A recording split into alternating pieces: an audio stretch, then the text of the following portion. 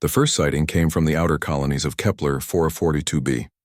Alexander Chen, xenobiologist for the Terran Colonial Survey, received the panicked transmission while cataloging local flora in his temporary research station. The static-filled message spoke of creatures emerging from the crystal caves, massive pale beasts with translucent wings that cast rainbow shadows across the settlement's main plaza.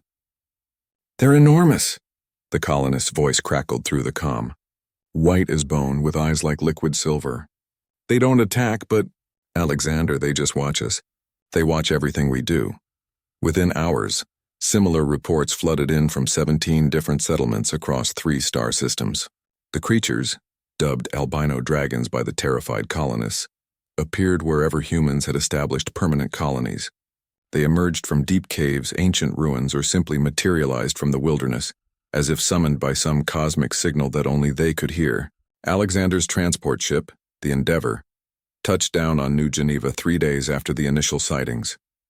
The colony of 8,000 had effectively shut down.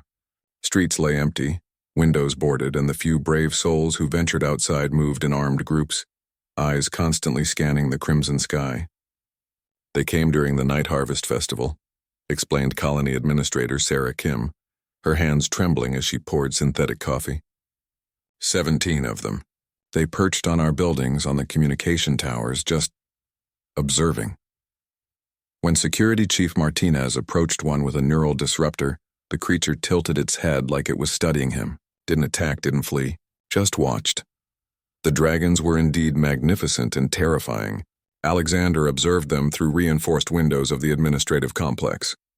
Each creature stood nearly 4 meters tall, with wingspans that could easily reach 15 meters. Their scales weren't truly white but seemed to contain every color and none at all, shifting like prismatic glass in the alien sunlight. Most unsettling were their eyes, intelligent, ancient, and utterly alien. "They're waiting for something," Alexander muttered, adjusting his field scanner. "But what?" The answer came from the most unexpected source. Nora Patterson was barely 18 months old when her parents, Mark and Elena, arrived on New Geneva. The agricultural specialists had been scheduled to establish the colony's first vertical farming complex, but the dragon crisis had put all expansion plans on indefinite hold.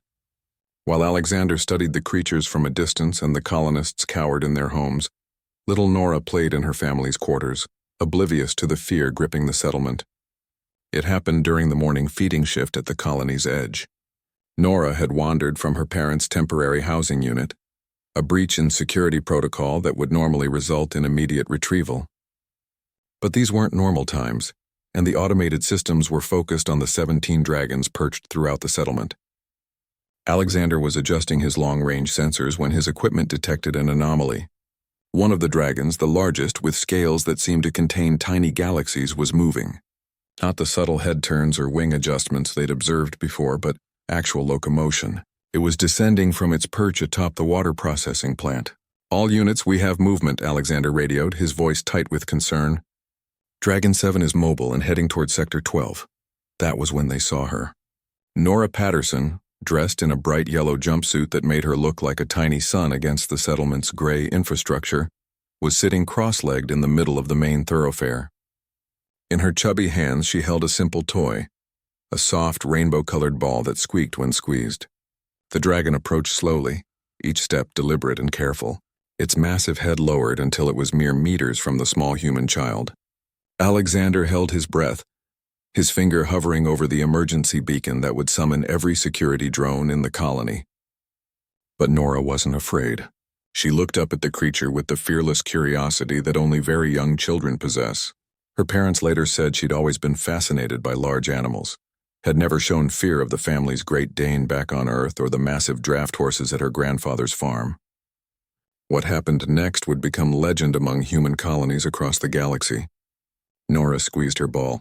The soft squeak seemed to hang in the air between species, between worlds, between entirely different evolutionary paths. The dragon's silver eyes widened, and something that might have been surprise flickered across its alien features.